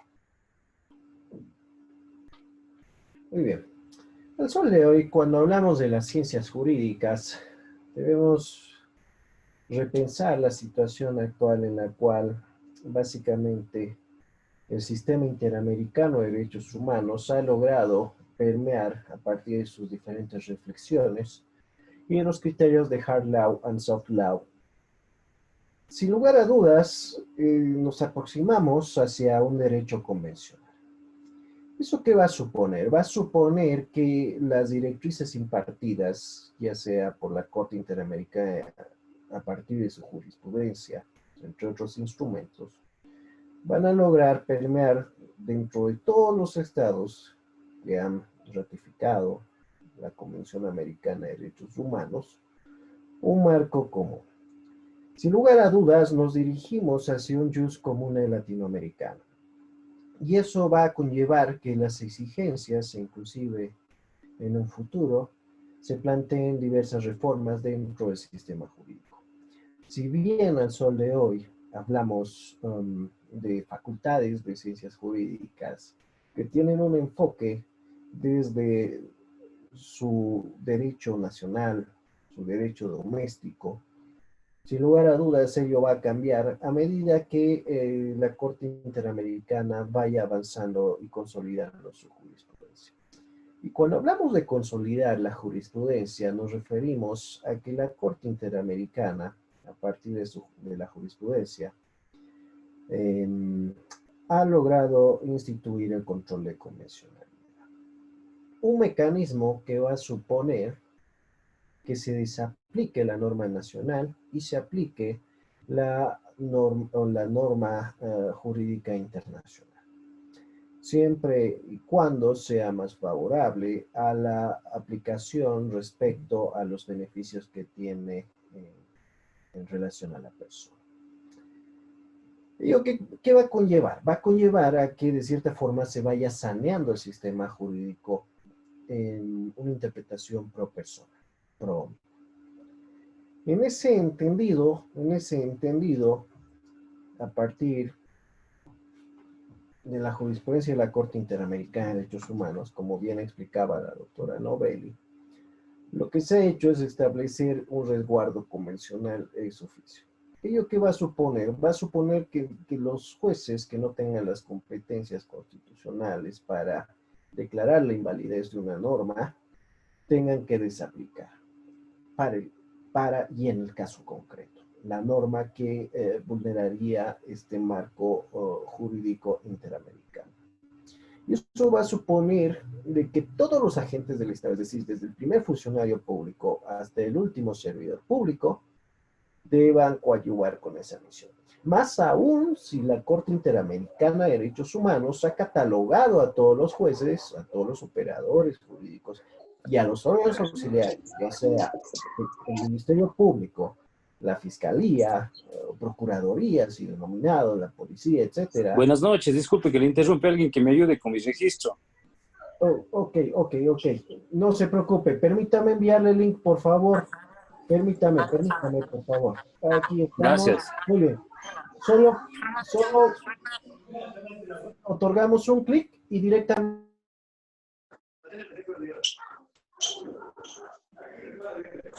Hola. Solamente otorgamos un clic y va a lograr acceder al enlace directo. ¿Sí? No se preocupe. En una sección vacía, usted escribe su nombre y apellidos, por favor, le ruego. Entonces, A mí no me sale. no le sale. A ver, en el chat, No. permítame, por favor. Existe una opción de chat. ¿Logra visualizar? Al lado de Sí. participante. Presione chat. ¿Ya? Presione opción de chat. Va a abrir una ventanita en la cual hay unas líneas azules, ¿cierto? ¿Ya? Sí. Voy a reenviar el link. Entonces, ese link que dice Docs Google, presiona y se va a abrir, esté desde el celular o desde otra, desde otro dispositivo. Yo estoy desde mi celular. Perfecto, no hay ningún problema. Listo, Presiona gracias. la pantalla en el enlace y se va a abrir. ¿Ya? ¿Se abrió? Con su navegador de su celular. ¿Se abrió? No. ¿Se logró abrir el link? No.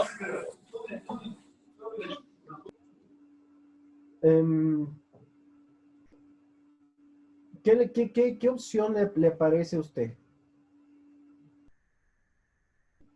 Bueno, creo que se tienen problemas. Bueno, entonces, retomando. Cuando se tiene, bueno, dependiendo de ello del sistema constitucional de cada país, ya sea un modelo concentrado, difuso, va a suponer, sin lugar a dudas, alguna variación respecto a la inaplicación o la declaratoria de invalidez de la norma doméstica frente a la norma interamericana. Y ello va a suponer que de cierta forma se vaya construyendo hacia unas mismas bases jurídicas. Es decir, el norte jurídico ya se lo tiene plasmado. A partir del hard law, que viene a ser la jurisprudencia, entre otros documentos, y del soft law. Ello va a suponer, sin lugar a dudas, una ardua labor que va a conllevar el razonamiento, no solamente de las autoridades jurisdiccionales, sino también de los abogados litigantes. En ese entendido, lo que se pretendió hacer con el presente curso es brindarle las herramientas. ¿Para qué? Para que se tenga un soporte teórico de razonamiento y se pueda formular los problemas jurídicos. Esa última herramienta que la doctora Novelli explicó al respecto es sin lugar a dudas una herramienta poderosa en términos jurídicos. ¿Por qué? Tenemos casos reales. Como ustedes saben bien, la diplomacia chilena, el Estado chileno, sin lugar a dudas, es muy reconocida en diferentes áreas a nivel global. Sin embargo, con una sentencia de la Corte Interamericana de Derechos Humanos respecto al caso de la última tentación de Cristo versus Chile, logró tener el impacto de plasmar una reforma constitucional. Recuerden que según los estudios que existen a nivel continental, los dos países con mayor nacionalismo arraigado de sus ciudadanos comprenden México y Chile. Imagínense la influencia que tiene la Corte Interamericana de Derechos Humanos. Entonces, al existir esta herramienta, que es el control de convencionalidad, que va a suponer ya una otorgación de las prerrogativas por parte de la Corte Interamericana de Derechos Humanos mediante sus jueces a los operadores jurídicos y órganos auxiliares en todos los países, va a suponer de que el derecho se vaya a construir no solamente en un orden vertical, sino también horizontal. En ese entendido, nosotros nos vemos inmersos a plantear en este contexto de pandemia ideas. Ideas que bien van a ser guiadas por los estándares. Para plantear cualquier investigación, lo primero que uno debe hacer es tener una idea. Las investigaciones se originan en ideas, ¿sí? Y eso sin lugar a dudas va a conllevar a que se proceda con la revisión bibliográfica del tema. ¿Por qué? Porque recordemos que la ciencia es acumulativa, es un cuerpo sistematizado de conocimiento. Y eso va a suponer que todos nosotros tengamos un estado del arte, tengamos un estado de la situación. ¿Para qué? Para que sobre esa base nosotros podamos construir. Y lo que se ha hecho con las herramientas, básicamente, es brindar un estado del arte. La doctora Novelli muy amablemente ha proporcionado las herramientas ya sintetizadas con sus diferentes respaldos, a fin de que ustedes puedan utilizarlas. ¿Sí? Y ello en conjunción a los estándares que vamos a ver. Acá vamos a compartir, permítanme.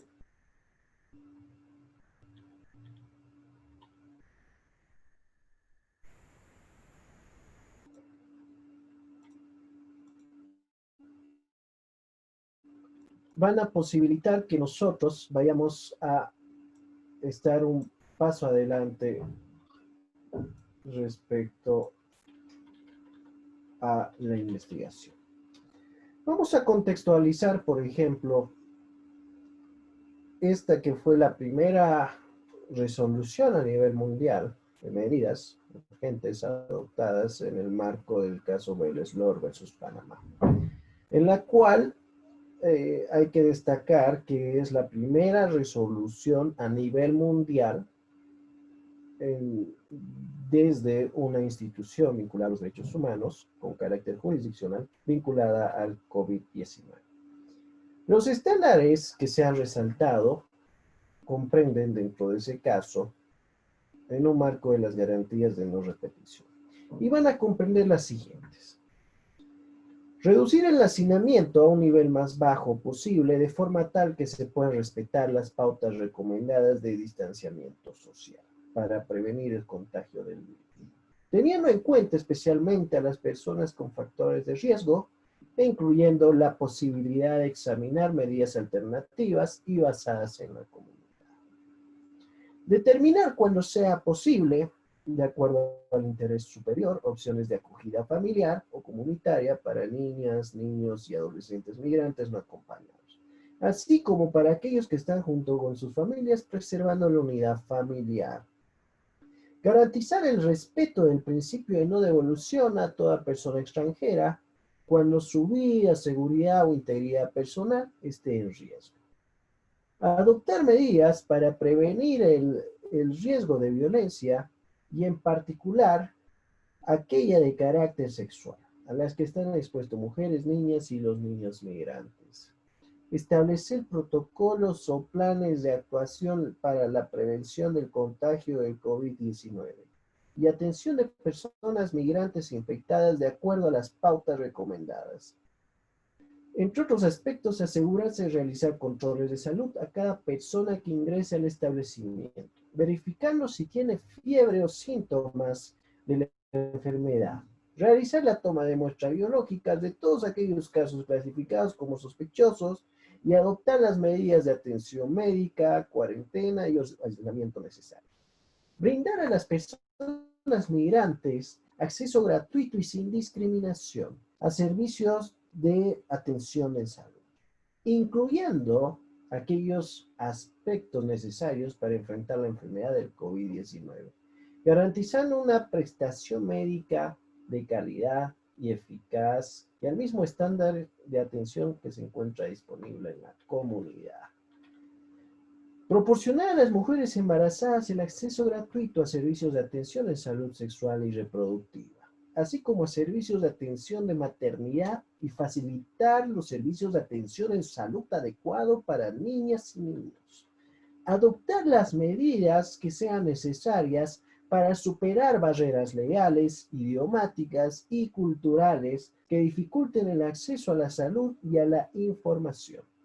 Adoptar medidas para asegurar la ventilación natural, limpieza máxima, desinfección y recolección de residuos para evitar que la enfermedad se propague.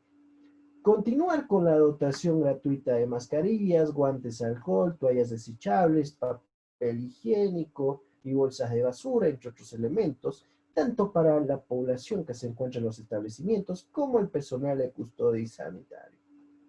Promover a través de los suministros y la información necesaria las medidas de higiene personales recomendadas por las autoridades sanitarias, tales como el lavado regular de las manos y del cuerpo con agua y jabón para prevenir la transmisión de dicho virus y de otras enfermedades infecciosas. Proveer una alimentación suficiente y agua potable para consumo personal con especial consideración de los requerimientos nutricionales pre- y postnatales. Posibilitar el acceso a servicios de salud mental para las personas que así lo requieran, teniendo en cuenta la ansiedad y otras patologías que se puedan generar a raíz del temor provocado por la situación del COVID-19. Garantizar el acceso a las estaciones de recepción migratoria de la Defensoría del Pueblo y otros mecanismos independientes de monitoreo, así como en las organizaciones internacionales y la sociedad civil. Evitar que las medidas que se adopten promuevan la xenofobia, el racismo y cualquier otra forma de discriminación. Como ustedes pueden visualizar, son estándares, son metas a alcanzar. Pero ello no queda ahí. ¿Por qué? Porque nos coadyuva a que nosotros podamos construir nuestros problemas de investigación. Nosotros sabemos, vivimos en una realidad latinoamericana que nunca ha estado alejada, ha vivido tiempos muy similares. Un ejemplo claro, la Constitución boliviana del año 2009 tiene más de 7 semejanzas en su artículo primero con la Constitución colombiana. Básicamente sirvió de inspiración, básicamente. Como se dan cuenta, nosotros vamos construyendo una Latinoamérica a partir de vivencias propias. Y todos esos estándares van a tener que aterrizarse a partir de las ideas. Estas ideas que nos van a permitir construir nuestro problema de investigación. Hablamos de ideas, ideas, ideas e ideas. Todo proyecto de investigación, sea artículo académico, sea tesis, sea un ensayo, comienza con una idea, ¿sí? ¿Qué ocurre cuando existe una idea? Nace un proyecto de investigación. Las ideas son abstractas y deben ser traducidas en problemas más concretos. Se debe concebir la idea. ¿Eso qué va a suponer? Las ideas se constituyen en un primer acercamiento a la realidad, ¿sí? El tema surge del propósito de conocer algo desconocido. Debe ser concreto y debe estar orientado a dar respuesta a una pregunta específica. A ver. Todo ello, sin lugar a dudas, van a ser en diferentes espacios, ¿sí? A partir de una conversación, a partir de un taller, a partir de un seminario, a partir de la lectura, hechos de la realidad, un video, otras investigaciones, etc. ¿Sí? La investigación requiere de un interrogante, ¿sí? La idea debe ser novedosa, ¿sí? Y debe servir para elaborar teorías o proponer una solución a los problemas, ¿sí? Pero ello va a requerir siempre de constatación. Y esa constatación va a suponer una revisión del marco teórico. ¿Sobre la base de qué? De los hechos. Los hechos van a permitir conformar o refutar teorías científicas y van a brindar o otorgar lo relevante, que es el punto de partida del conocimiento. El campo de conocimiento de una idea supone que no se debe especular, que debe ser novedosa, que debe existir una estructuración adecuada, que se debe seleccionar la perspectiva principal para abordar la idea.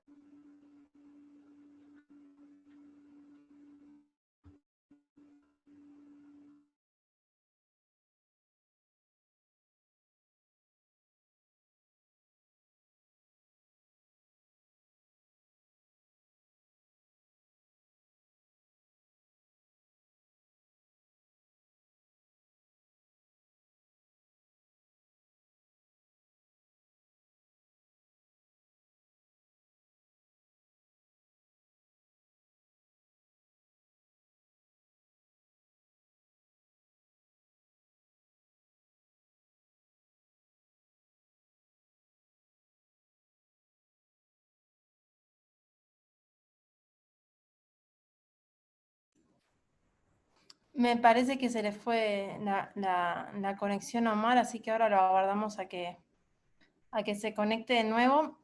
Mientras tanto, les pido, ¿quiénes son los que actualmente no tienen? Ah, y se conectó Omar.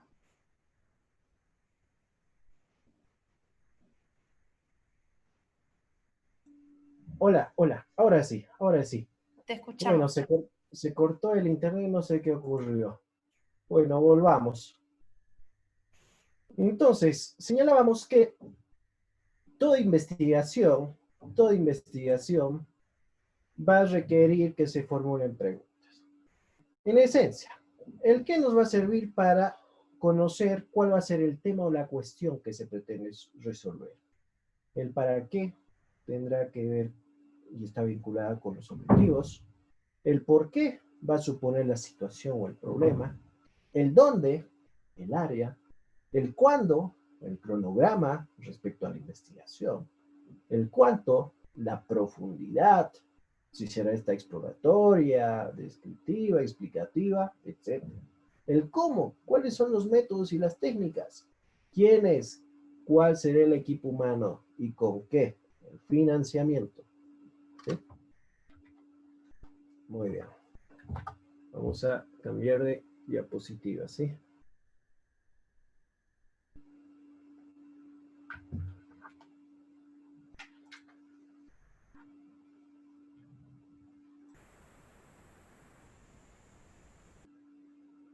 Muy bien. Entonces, vamos nosotros a proceder de la siguiente manera. A medida que yo vaya avanzando con la diapositiva, simultáneamente ustedes van a ir trabajando en el documento en línea que hemos planteado, ¿sí? Acá vamos a compartir, este es el documento, vamos a ver cuántas personas ya escribieron. 1, 2, 3, 4, 5. Perfecto, estamos 10 personas, muy bien, excelente, es un buen número. En esta parte, en la parte de desarrollo, vamos a trabajar, ¿sí? Vamos a trabajar de manera coordinada. Recordarles que para fines de registro, ustedes saben, y eventual certificación, ustedes requieren, sin lugar a dudas, construir todo lo que nosotros vayamos a guiar. Ello va a suponer que el día jueves ustedes van a presentar los problemas y vamos a hacer una especie de defensa, ¿sí? Una especie de defensa respecto a cada participante. Entonces, volvemos a las diapositivas.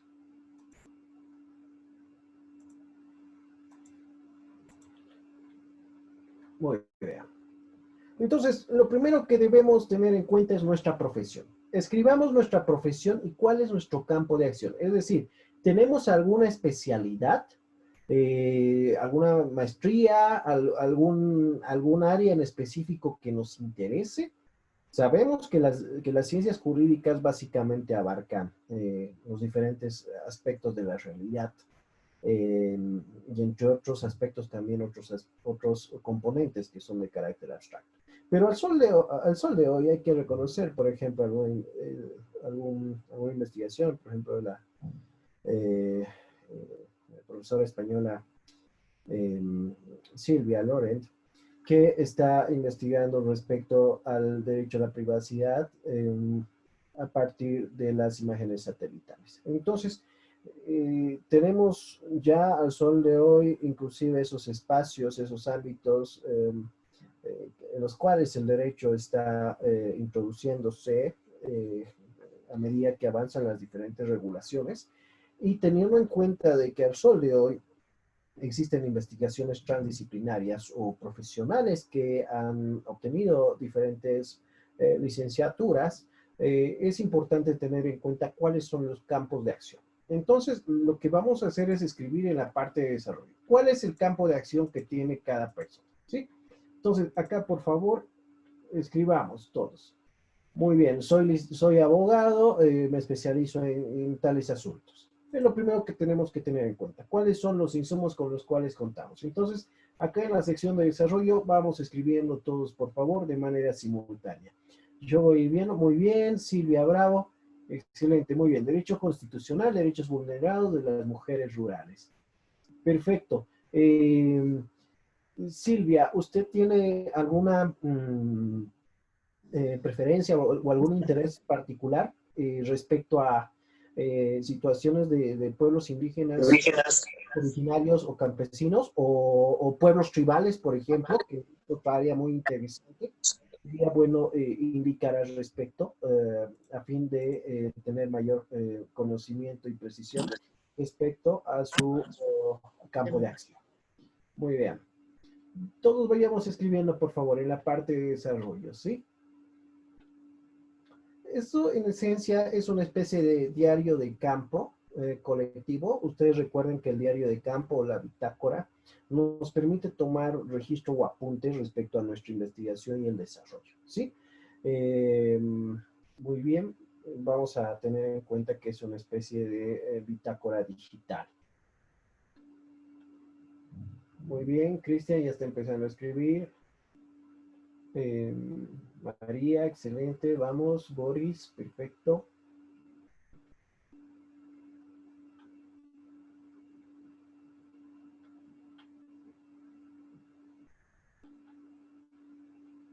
Rosario, educativo, niños trabajadores de la calle, perfecto. Grupo vulnerable, sin lugar a dudas. Aguardemos a Shara. ¿Dónde está Shara? Jessica, ¿dónde están? Cristian, vamos. Muy bien, María Fernanda, abogada de Derecho Penal, perfecto. ¿Tiene algún interés en particular? Delitos patrimoniales, delitos contra el medio ambiente, delitos especiales. Sería bueno precisar ello, por favor, le ruego. Contra la corrupción. Boris, mediador, perfecto. Muy bien. Aquí estamos con las marks, entonces, excelente.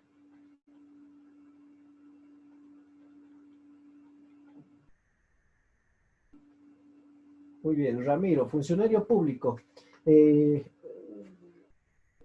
¿Cuál es su área de intervención? ¿Dónde trabaja? ¿Cuál es su campo de acción? ¿Algún tema en particular que le interese dentro de la institución? Muy bien, Cristian Tintín, Derecho Penal, perfecto. Muy bien, vayamos precisando qué aspectos. Sí, doctor, buenas noches. Prácticamente funcionario público de la Fiscalía, se ven misceláneos diversos casos, pero en lo personal sí me identifico mucho con las personas con discapacidad, ¿no? Que sus derechos son vulnerados a cada momento. Entonces, en esa parte sí puedo yo hacer hincapié, ¿no? Para poder resarcir eh, cada daño que le han hecho a esta colectividad de esta manera, ¿no? Por eso es mi preocupación para tener un poco más de conocimiento y poderlos aplicar a futuro, ¿no? En las instancias legales, doctor.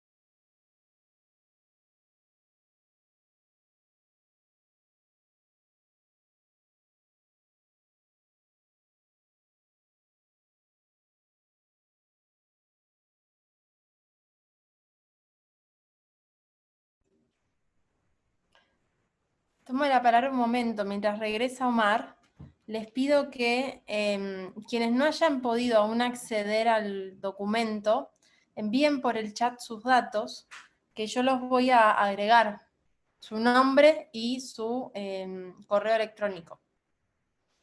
Hola, sí. Volvió la señal. Muy bien, Agustín, ¿cómo está? Estábamos escuchándolo.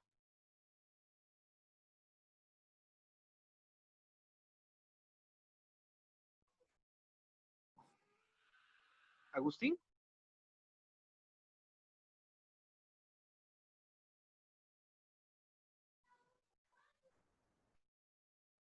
Siga, creo que se salió, me parece. También la señal. Ajá, Sí, sí, sí. no sé qué ocurrió. Hubo como un corte intermitente. Ajá, Bueno, pero avance. va- vayamos precisando ello, por favor. Yo sé que estamos sobre la hora, y estamos 10 minutos sobre la hora, pero vayamos precisando, por favor, cuál es nuestro área de interés, ¿sí? Nuestro campo de acción. Es importante que nosotros tengamos precisión al respecto para poder canalizar justamente nuestro problema de investigación. Es decir, nosotros tenemos que saber cuál es el insumo con el cual contamos, por dónde estuvimos más o menos vinculados en la vida profesional, en nuestros estudios, probablemente hemos desarrollado todos nuestros trabajos académicos en una línea medioambiental, etcétera, o probablemente estemos indagando en un nuevo área del derecho, probablemente estemos comenzando a ejercer funciones. Es importante que nosotros tengamos en cuenta todo ello para que nos posibilite tener mayor asidero respecto a la construcción del problema. En ese entendido, por favor, para culminar la sesión del día de hoy, les voy a pedir que seamos lo más precisos posible. ¿Por qué? Porque ello me va a permitir que yo en los posteriores, en los minutos que vienen, vaya a visualizar documentos de Google para que me permita tener una noción respecto a ustedes. Posteriormente, quisiera que ustedes vayan pensando en un tema, ¿sí? En una idea. Eh, Sumamente abstracta, sumamente abstracta. Se ha planteado en Google Docs diferentes estándares, es decir, los estándares son las metas a alcanzar, hacia dónde vamos, dónde queremos llegar como sistema.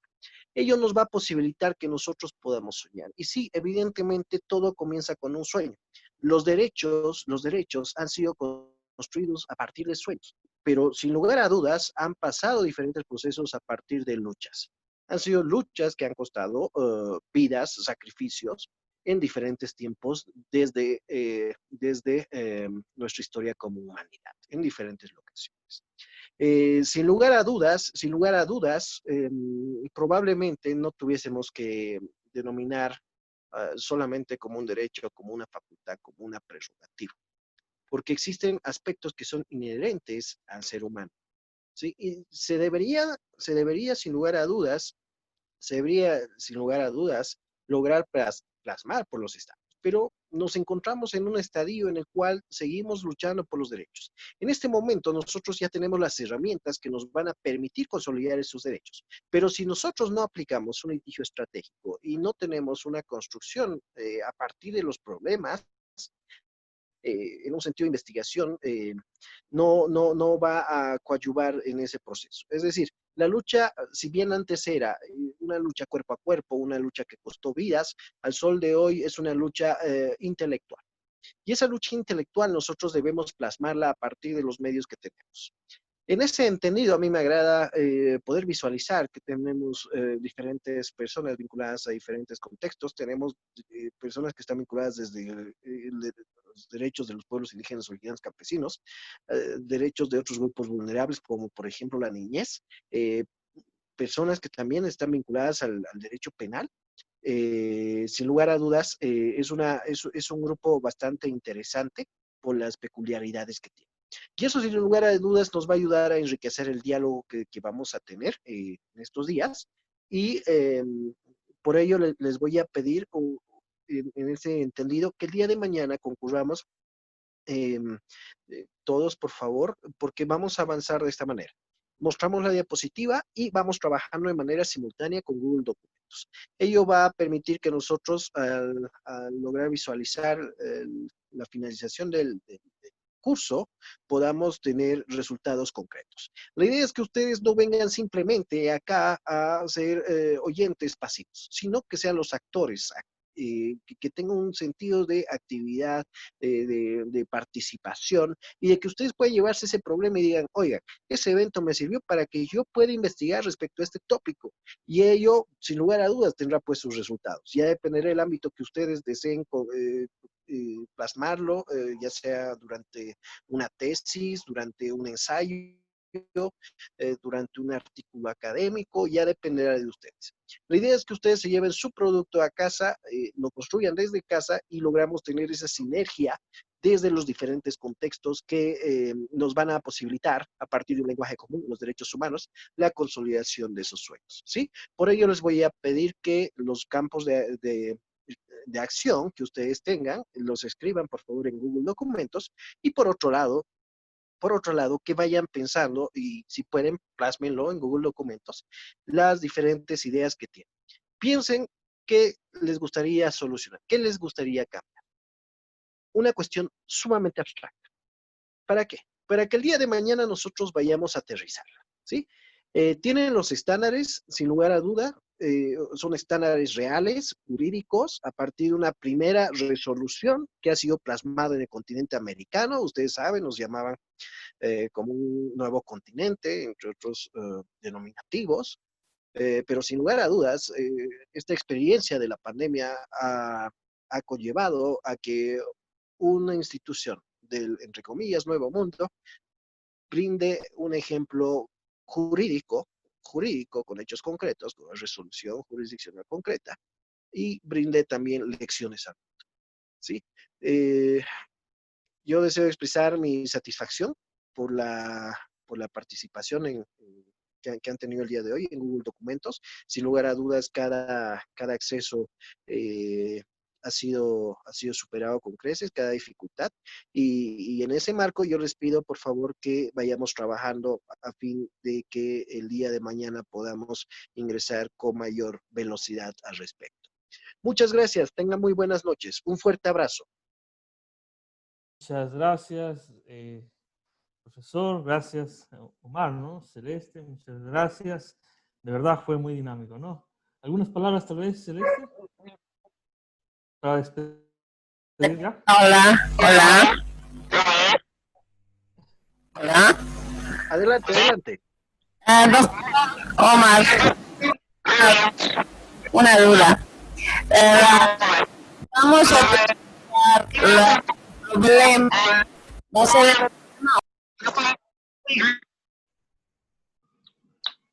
Uy, parece que el audio no se le escucha. Solamente es la idea. Solamente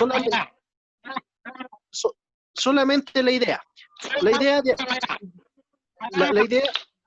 de algún tema que ustedes quieran solucionar. Nada más, nada más. El problema vamos a construirlo con todo este proceso. Ok. Bien, ¿alguna pregunta más, apreciados asistentes? Sí, bueno, no se lo escuchar, pero gracias, hermano, gracias, muchas gracias a todos. Gracias por su participación.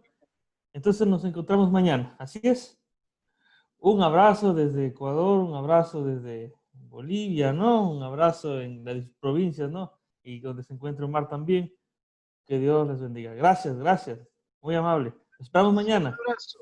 Hasta mañana. Muchas gracias. 6 de la tarde. Noche. Gracias.